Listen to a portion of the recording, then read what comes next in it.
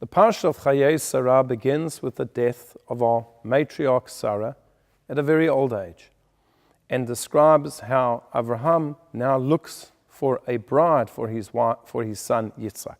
And then we go to the end of the parsha, and the end of the parsha describes Abraham's remarriage. At an elderly age, he got remarried to a woman called Keturah, and he had children. He had a whole lot of children. And of course, the question is, what is this teaching us? And there is a beautiful verse in the book of Kohelet, Ecclesiastes, where King Solomon says, Baboker zerai tzarecha, in the morning, sow your seeds, ula'erev al tanach yadecha, and in the afternoon, in the evening, do not let your hand rest. So, in other words, you should work in the morning and you should work in the afternoon. But the Midrash explains, and also the Talmud, that what he means as follows. In the morning of your life, sow your seeds, have disciples, teach, have children, ula erev, and in the evening of your life, al tanach yadecha, don't stop working.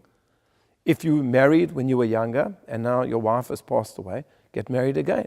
If you had disciples, if you had students when you were younger and they've all gone on their way, you must have students again in your old age. There's no real concept of retirement in Judaism. And he goes on to say, because you don't know which ones will be successful. Will it be the students of your young age, or will it be the students of your old age, or maybe both of them together will have success? So Abraham was teaching us this vital lesson. Yes, he had lived a good life, and he had been married to an incredible woman, Sarah, and he had a child, Yitzchak, and Yishmael with Hagar. But he didn't rest on his laurels. At the end of his life, he remarried and he had more children. And perhaps the character who teaches us this lesson more profoundly than everybody else is Rabbi Akiva. Rabbi Akiva started learning when he was 40 years old. He was an ignoramus. And within 24 years, he was the greatest sage in Israel with thousands and thousands of students. So his entire early life, his middle life, was involved in teaching students and raising students and disciples. Then a terrible thing happened. There was a plague, or possibly the war with Bar Kokhba, and his students were killed. His disciples were killed.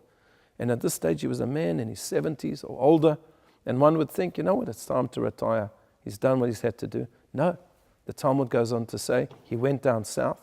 He found 5 students, that's all, just 5 students, of which one was Rebbe Meir, one was Rebbe Shimon Bar Yochai, and he taught them. And they were the ones who reintroduced the Torah to the Jewish people. If Rebbe Akiva hadn't in his old age found those students, perhaps we wouldn't have Judaism as we have today. And this teaches us this vital lesson. Perhaps you can retire from your job, but you can never retire from life. If you've been successful in your youth, continue to work and to raise students and children in your old age. I wish you a Shabbat Shalom.